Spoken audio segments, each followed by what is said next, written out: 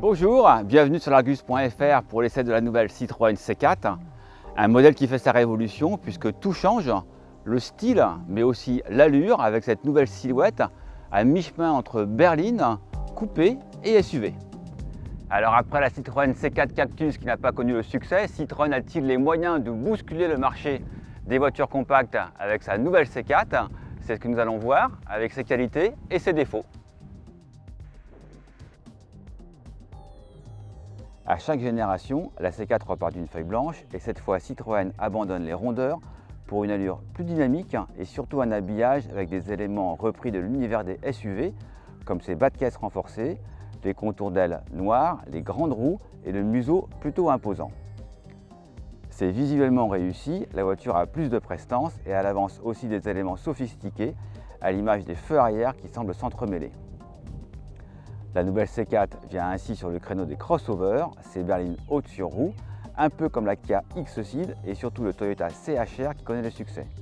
Bravo donc à Citroën qui prend là un chemin d'avenir. Signalons que la voiture prend ses aides en dimension, avec une longueur portée à 4,36 m, c'est 19 cm de plus que la C4 Cactus qui était la plus courte du segment. La hauteur pointe à 1,52 m, c'est un peu mieux qu'une berline traditionnelle, ce qui confirme le positionnement à mi-chemin entre berline et SUV. Dans le détail, notre C4 d'essai est en finition Shine Pack, c'est le top de la gamme et elle se distingue à l'extérieur par ses jantes de 18 pouces et ses chromes sur les vitres latérales et à l'intérieur par sa sellerie en cuir et les sièges chauffants. Et puis preuve que cette C4 porte l'avenir de la marque avec cette signature en V de part et d'autre de la calandre, c'est la nouvelle identité Citroën et on la retrouvera sur les futurs modèles de la marque.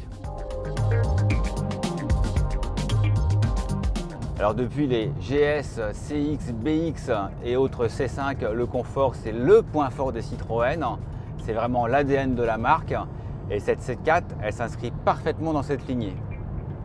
D'abord on est bien installé dans des sièges qui sont accueillants et aussi confortables que des fauteuils grâce à une mousse à double densité qui agit un peu comme un surmatelas. C'est un équipement qui est en série à partir du niveau Fieldpack.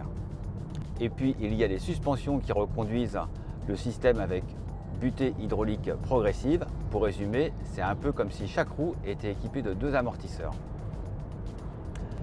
Bref, voilà un ensemble douillet qui élimine parfaitement les défauts de la route, mais sans onduler exagérément comme les vieilles Citroën. Le confort, c'est aussi la douceur des commandes pour le conducteur, et là aussi c'est réussi. La direction est très douce et la commande de boîte de vitesse se manipule du bout des doigts.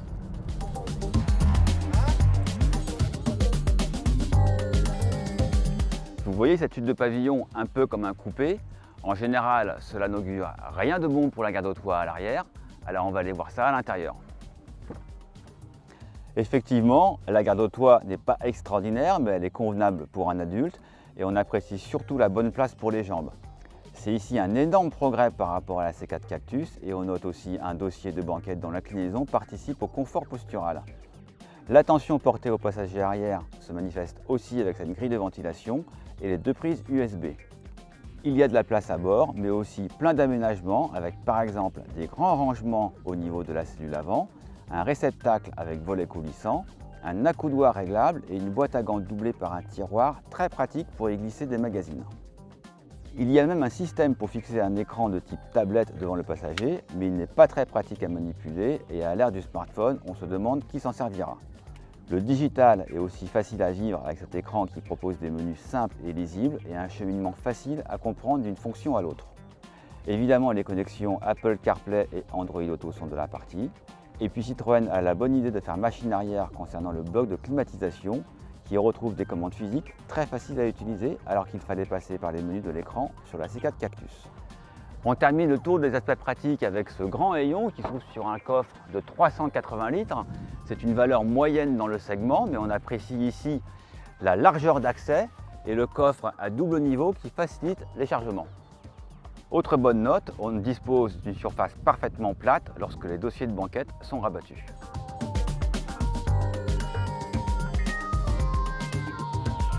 Quand on monte à bord de la C4, ce n'est pas la franche rigolade au premier coup d'œil. L'ambiance est sombre et la voiture a perdu quelques éléments de design qui faisaient la fierté de la C4 Cactus.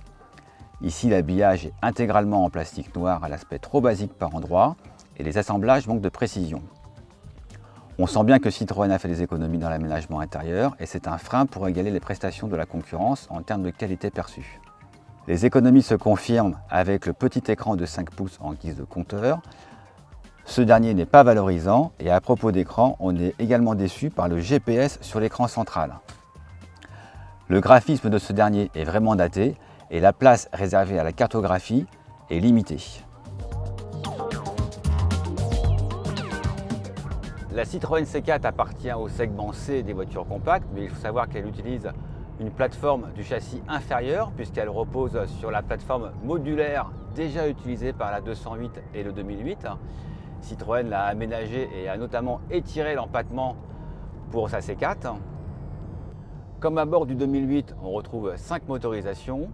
En essence, le PureTech est décliné en 100, 130 et 155 chevaux et le diesel Blue HDI en 100 et 130 chevaux. La plateforme ICMP permet à la C4 de proposer pour la première fois une propulsion 100% électrique, d'une puissance de 136 chevaux. Cette C4 électrique fera l'objet d'un prochain essai. Avec son nouveau look extérieur, la C4 semble faire une promesse de dynamisme. Alors c'est vrai, elle marche bien avec le moteur 155 chevaux que nous avons ici. Les reprises sont solides et elles sont bien secondées par la boîte automatique à 8 rapports livrée en série avec ce moteur. Jusque là tout va bien, par contre les réglages sont clairement orientés vers le confort.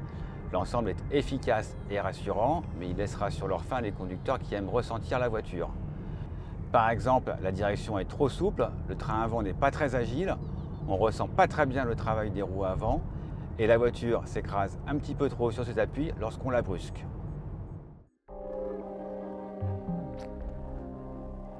Au final, cette Citroën C4 a de nouveaux arguments sur le marché de la voiture compacte, au premier rang desquels son design qui sort du lot et son confort exemplaire.